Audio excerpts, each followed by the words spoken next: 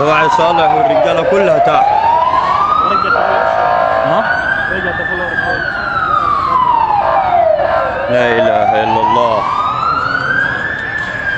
شغلهم يا عم غلط يا عم، شغل غلط يا عم، شغلهم كله غلط يا عم وليد. أول مرة حادثة تحصل هنا دي فوق والله من الكوبري ده من ساعة ما اتعمل برضك خد ناس، العمود وقع على الناس وهي ماشية وماتت ماشي بالليل.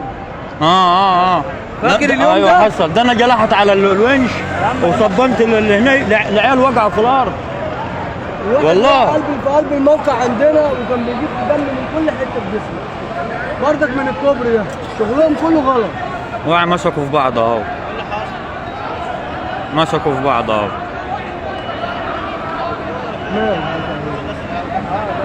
ده توفى ده، مات ده توفى ده. بص كله عايز يمسك عيني.